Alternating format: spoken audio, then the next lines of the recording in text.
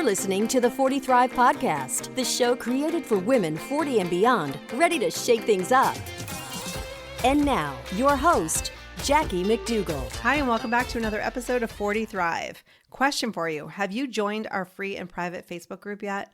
Come on over and say hello. It's all about support, lifting each other up, and just really celebrating and commiserating this life over 40. There's a link to join in the show notes at 40thrive.com/episode 78, or you can simply go to Facebook and do a search for 40 Thrive and the group will pop up. I'd love to see you there. On today's episode, I'm talking with Jennifer Louden. She's a personal growth pioneer who helped launch the concept of self-care with her first bestseller, The Woman's Comfort Book. Since then, she's written 6 additional books on well-being and whole living, with close to 1 million copies of her books in print in 9 languages. Her newest book is called Why Bother? Discover the Desire for What's Next. Jennifer has also spoken around the world and has written a magazine column for Martha Stewart magazine. She's been quoted in 2 of Brene Brown's books, and has appeared on hundreds of TV programs, radio shows, and podcasts, and yeah, even on Oprah. I'm not sure if you heard of her. Oprah, maybe? You can actually get Why Bother free on Audible. I have to say, the audiobook is fantastic. Jennifer's got that cool raspy voice, so it was really fun to listen to. Get a free trial of Audible that includes 1 credit, good for any premium selection titles that you like, yours to keep. You get 2 credits actually for 2 books if you're a Prime member. The Audible Plus Catalog, also of podcasts, audiobooks, guided wellness, and Audible Originals. You can listen to those all you want, no credits needed. And my favorite thing is that they send out an email before your trial is over, so you don't get caught going, oh, I meant to cancel that, and I didn't get a chance to. No, don't worry about it. They'll let you know. That is so key for someone like me who always forgets to cancel those free trials. But you probably won't want to because Audible's awesome. The way to get that free trial is audibletrial.com/40. That's audibletrial.com/40. That's it. All of it. Free for a month. All right, enough yapping. I hope you enjoy this conversation with Jennifer Louden.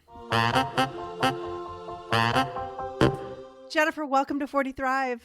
Oh, I'm so excited to be here and get to connect with you. First of all, congratulations on all of the books. And most recently, I love the name of your new book, Why Bother? Thank you. Because I think if you're a woman over 40 and you haven't actually used those words, then you're lying. You know, it's interesting. I think the most common reaction is I've underlined so much, I might as well just underline the whole book. Right. But the other reaction I get is I had to put it down because it freaks people out to ask the question. Some people aren't ready to ask the question. I've had people say, no, I got it. I got started. I got so freaked out, especially during this pandemic bizarreness. And now I've gone back to it because I'm ready. So I think there's something self-protective sometimes in us about going, I just can't go there yet. And I love that you said that because sometimes it's okay.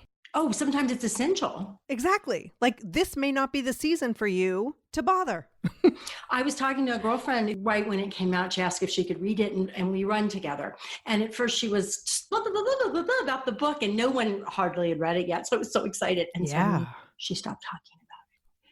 And I was like, oh my God, does she hate it?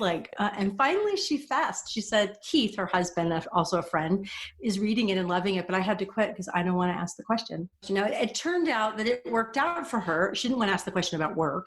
And it turned out that she finally got a job within the large corporation she works that she thinks is going to be a lot better and she's excited about, right? Right. You know, at some point we do have to say, how long am I not going to ask? And is that going to be okay for the long term?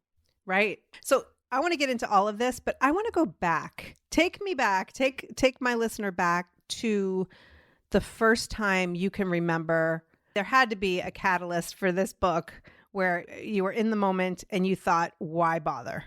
Oh, there was so many catalysts for this book. I've been trying to write this book for 11 years. Wow. So I wrote a book every year or two for a long time. Then I had another few years where I wasn't sure what I wanted to write. And then this long period.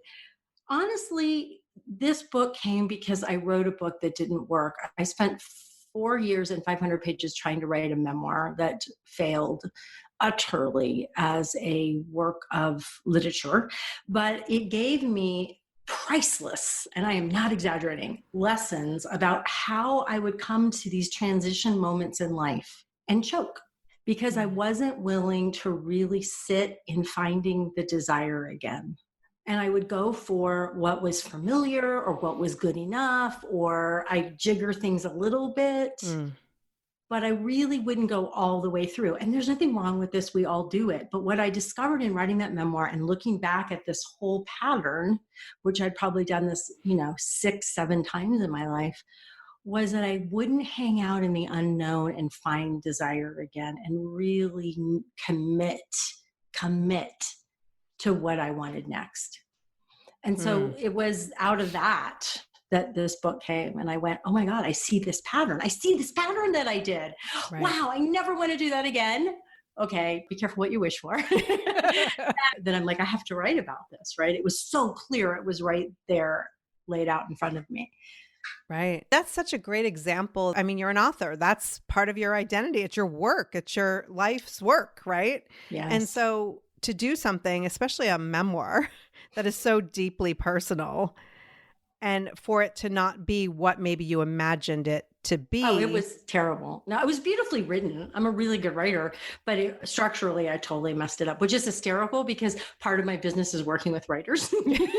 Well, but if you don't make the mistakes, how can you actually teach them to avoid them? Oh, that's brilliant. I'm just going to remember that. I'm going to so remember that, Jackie. Oh, man, I'm going to get that tattooed. But it's totally true because I teach podcasting and I've made many, many mistakes. And you're totally right. I can help you avoid them. And just like you can help authors avoid what you did. So, but what prevented you from just going, okay, I suck. I'm not going to write ever again? Because you know that it could have gone there. Oh, yeah. I think my essential nature is determined. We could flip that around and call it stubborn. Whatever. And depending on what day it is, you could ask my husband. Sometimes he'll say determined, sometimes he'll say stubborn. So let me tell you the whole story. So the memoir failed. And then I rewrote, I tried to turn it into something else, what we might call a thematic memoir called Lessons the Self-Help Guru Had to Teach Herself. I wrote the book proposal for that. My agent turned it down. Her entire agency turned it down. I said, forget it. No worries. I don't care. I'm still going to write it. I worked on it for 2 more months. That book fell apart. And I realized, oh no, they're right. This isn't working. This is kind of shallow and a friable idea. It doesn't have that depth. And it was out of that this book came. So I think this is what I know. This is what I know. What I learned from looking back in that memoir and all the times that I didn't go through deep into my desire, I had gone deep into my desire and I had to write this book. So it propelled me forward. It really did. I'm not exaggerating. When my agent turned everything down, I went for a run. I probably looked like an idiot. I was running on the path going, nobody will dim my shine. Nobody's going to tell me what I was talking out loud. My daughter used to say this from a Lady Gaga song in high school. Nobody's going to dim my shine. That's funny. Maybe you inspire people on that running path too. They're like, oh, to be like, get away from her. Yeah, maybe that too. That's just crazy. Okay, so you're in this space and we ask ourselves questions all the time. This book is getting some real response, hitting a nerve with a lot of people who are, I think we're in a place where we're ready to ask the question. As a writer, how do you know that it will resonate with other people? Well, if I was doing what I tell my clients to do, I would have done some research and I would have written some, I write usually a newsletter bloggy thing every week. I would have written some about it. I would have tested it out, but Jen didn't do that. Jen just went, that's it. It's the question, why bother? Because it's both sides, right? It's a question of, well, no, I don't want to bother about that. I don't want to bother to put pants on. Why should I put pants on? Why should I wear a bra? Right? Pandemic joke there. I actually don't want to bother about this relationship anymore, or I don't really want to bother about staying in this job, or I do want to bother, right? So it's so rich. And I love questions like that. I love questions that really make you discern. They're not about the right answer, because that's what we're all fighting, don't you think? Especially women, we're fighting let me get it right. Let me be good. Let me be done. Let me finish it. And that's not what life is. Right. And so you wrote this book with basically a 6-step process for people to figure out whether they want to bother or not. Can you dive into that a little bit? Sure. And it was interesting. I came up with that process just very automatically and naturally.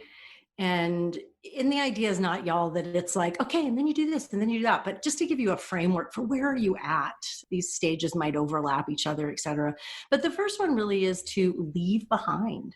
And this is what kept me stuck in my longest and darkest why bother period, because I wouldn't leave behind the mistakes I made at the end of my first marriage, not being with my father when he died, ways that I handled falling in love with my now husband and blending our families together. Those things were in the past, and I was still beating myself up for them. So if we continue to replay the past, we will stick to the bad side, the grubby side, I call it, of why bother. So that's essential. Now, I don't mean you like magically, oh, I'll never have that feeling again, but you begin to realize what you're doing to yourself. Self-cruelty and pretending that you could do the past differently than you did will keep you stuck more than anything.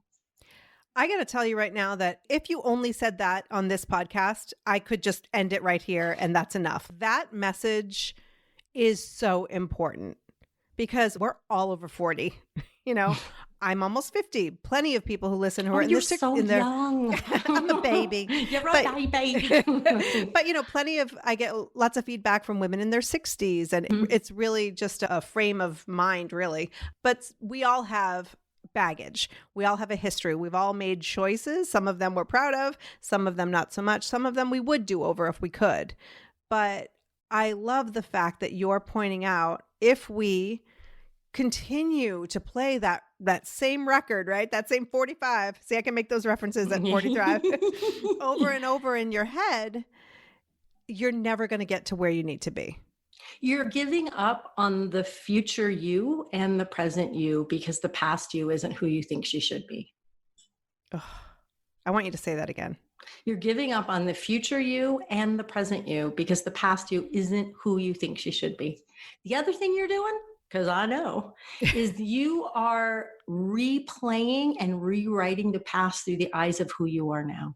Yes. And you do it automatically. You don't even know you do it. I mean, Yes. I've been coaching a client about this, and I have to like hold her over and over again to these minute moments when she replays a choice that she made from what she knows now. And I keep having to say, did you know that then? You know that now. Did you know that then?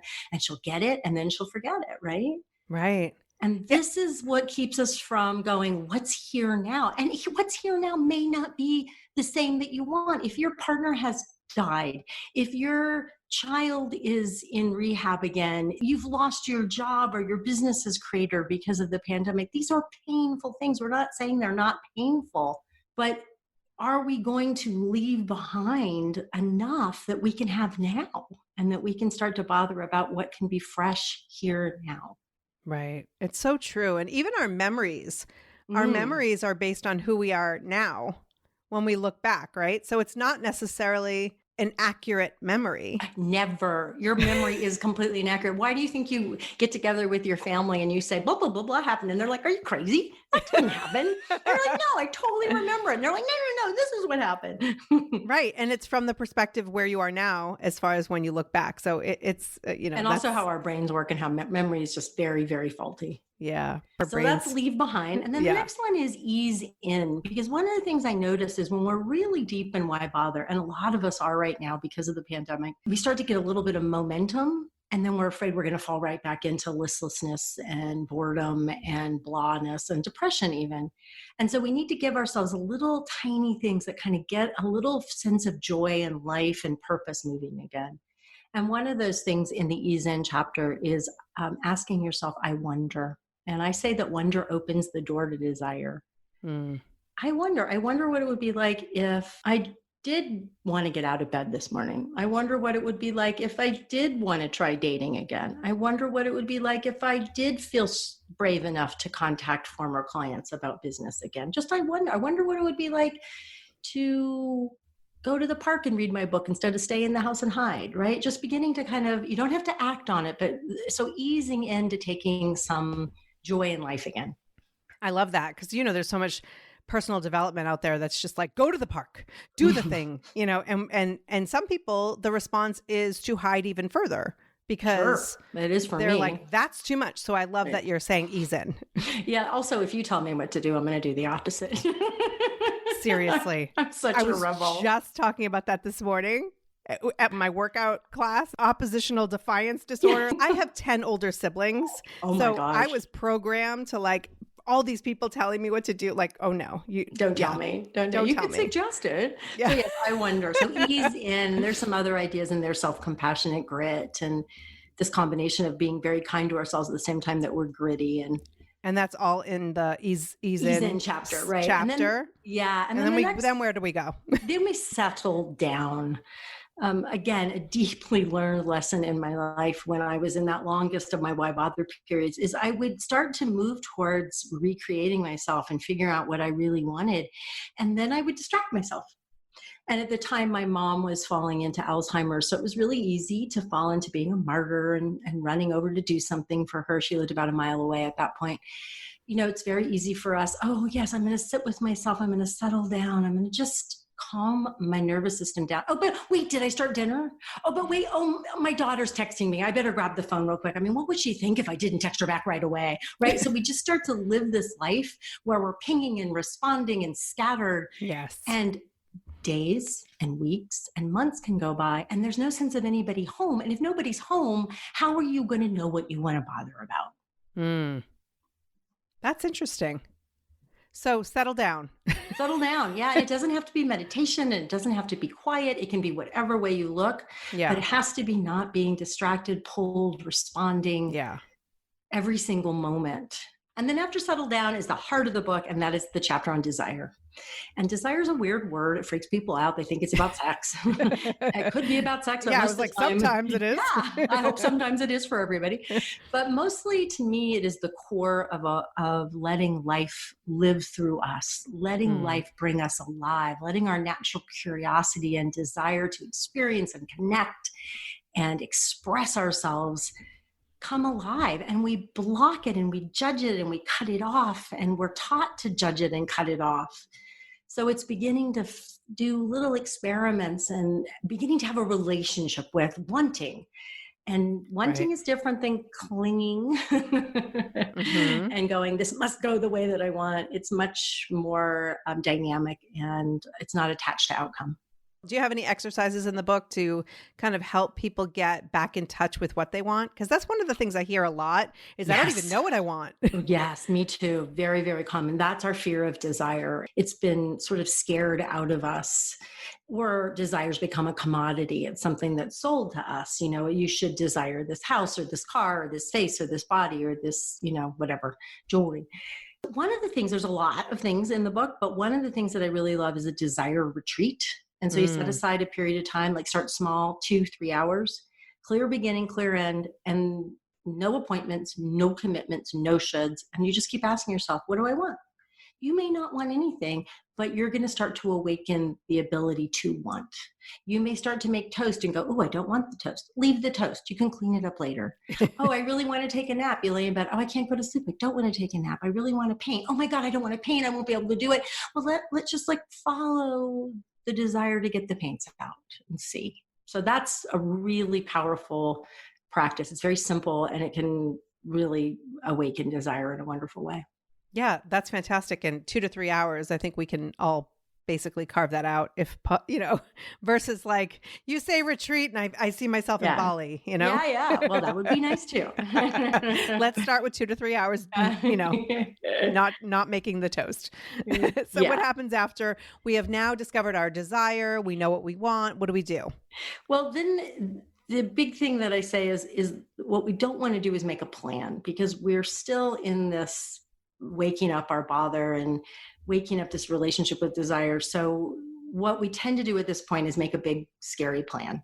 And that plan usually at this point is going to be too small for who you are becoming, right? It's a safety. It's a going backwards into what I call your emotional immune system. So the next step is become by doing. It's doing little experiments. It's trying things.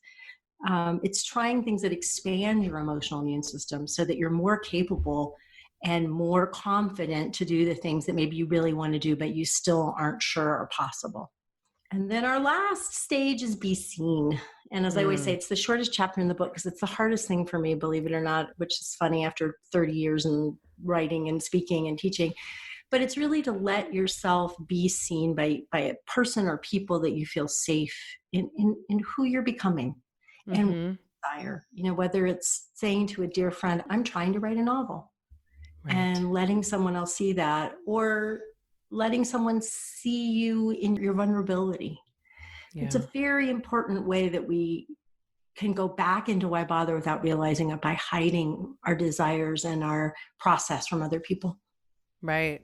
And it's similar to my whole thing, which is find your voice. I mean, find your voice and being seen, like it's just different words of the same, you know, but now's the time and be seen and be heard in a way that works for you. So for some people, it's like go run for a political office, but for some people, it's just share what you actually want for dinner from Friday night takeout. Brilliantly said. Exactly. And and one of the things that I see people getting caught at this be seen stage is that it has to be somehow big or public. Yes. And that is just, that's going to take you back into why bother too. It's got to fit you. And if it's speaking up for your preferences in a relationship, having a difficult conversation with your mother, sharing with your sister, you know, how much you really want to learn about origami, yeah. But just owning, I mean, it goes back to the desires, right? Now you've discovered what you truly want, owning that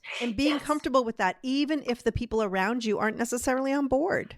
Especially, and even if those desires change. Because here's the thing about this little moment of getting your bother on that I've tried to elucidate in the book that I think we've been missing and talk about transitions is we think that once we desire something, it's got to become our thing. Yes. It doesn't. It's got to feed the life that you want. That's what we're trying to rediscover when we're in Why Bother. What's going to feed me and give me the energy and the gumption if I do want to make big changes? And maybe I don't. Maybe I'm like, wow, I actually am okay with the relationship. I'm okay with the job. But now I realize I really want to bother in my garden, or I really want to bother getting out the vote, for example. Right. Yeah. Absolutely. I have my theories, but why do you think when we do find something that we desire, that we want in our lives, that we then assume that we have to want that for the next 20 years? It's certainty. Our brains like certainty. That's one of the reasons why this time in history is so difficult for us, because we have no idea when it's going to end or how it's going to end. And we're not built for that long term, or just, we've been prey, in addition to being predators, we've been prey. And so in our bodies is that memory in our brains. And so we're like, I want this, so let me make it into a thing I can count on. And it's also part of how we work, like our sense of identity. Like we're always trying to make an identity that we can hold on to, even though we really don't have a self, probably. It's just a story we tell ourselves. So it's just, I think it's a function of how we've evolved. Yeah. I also think it's how we've been programmed. So like when we were younger and it was like, what do you want to be when you grow up? And it was just the one thing. And then, I used to joke, like, it was like that sliding down the dinosaur and the Flintstones, right? Like punching the card, and that's what you do for 40 years. And then you have maybe a pension or whatever it is, and you retire. And it was all mapped out for, I think, the kids of the 60s, 70s, 80s. And now life does not work like that anymore. It's the uncertainty where we can find what truly lights us up. I think you're totally right. And I also think another reason is that we're very programmed in this time, and like we're all made of culture. Like our personalities are 93 to 98% culturally determined. So this is very much a Western phenomena. And the Western phenomena is productivity. So desire for desire's sake, like for me to go down in my basement and play in my art studio and then not be able to sell it, or give it away, just be like, well, I really don't care if anybody ever sees that. In fact, I hope nobody ever sees it, but boy, it was fun making it, right? That really goes against, everything needs to be making us better and faster and stronger and richer and prettier. How do you not have an Etsy store for that painting? Exactly. You should sell it. I remember there's a story in the book when my daughter loved to sing, and she has a beautiful voice, and a friend's like, oh my God, she has to have voice lessons and you have to do something with that. I'm like, ew, get away. She's singing. She's a kid. She's singing. Let her sing. if she wants voice lessons, I'll get her voice lessons. But yeah, I'm guilty. I am guilty of that, I will say. Like I see a gift in somebody, whether it's one of my kids or a friend or someone in the 40 Thrive community. And I'm like, oh my gosh, you could totally monetize that. And like, I'm just like, you know. I have that brain too. There's a lot of gift in that. I mean, I've obviously monetized my gifts, but there's also a danger. But we have so many gifts. Mm-hmm. Some of them, go ahead and monetize them, but some of them are just for us. And some of them are hobbies. Remember hobbies? Yeah, exactly. You don't have to make it your profession. Yeah. So it's great if we can encourage people to go and think about something, whether it's painting or singing or just something that makes you feel happy, that you don't have to put any pressure on yourself to take it to some other level is key. So if you're listening to this right now and you are at a stage where you're like, I'm ready to make some changes and really understand myself, 100% get this book.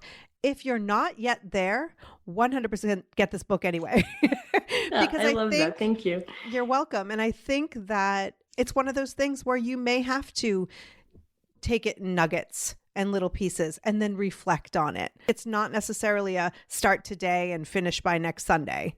No, in fact, that feeling or that expectation is probably going to keep you stuck. Yeah. That's what I'm trying to tell people in the book. And that's what I'm trying to tell everybody listening right now is when you're in that time of, I don't know, I don't have energy. I don't know what I care about. I don't know what I desire. Your job is not to make the plan. Your job is to rediscover the desire. I love and that. It's not that difficult if you'll keep letting go of this cultural pressure story that you have to figure out the big plan or otherwise you're not good enough.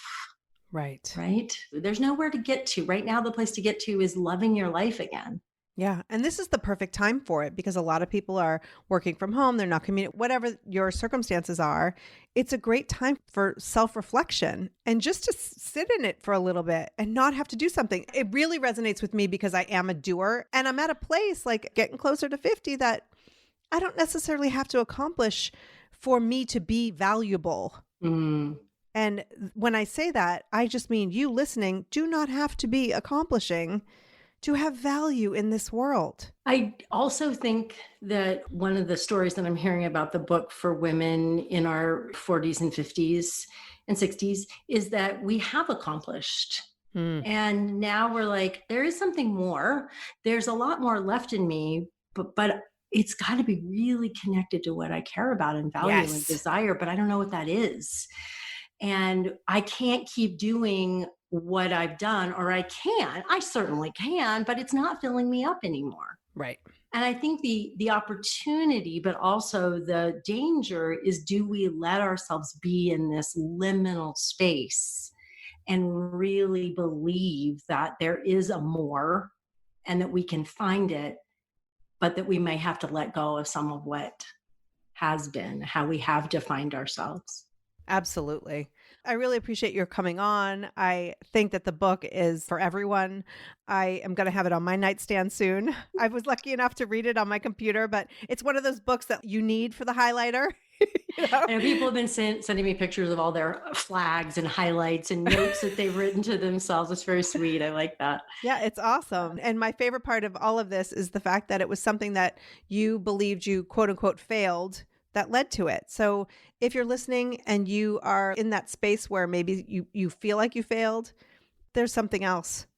There's something else. There is, if we let it. There really is, if we let it. And we stop and we keep dropping our expectations of what it has to look like. I believe that too. Yeah. Jennifer, thank you. Thank you, Jackie. Thank you so very much for listening. If you like this episode, please consider sharing with a friend. You know the one. She could really use more gratitude in her life right now. And until next time, take care and keep thriving.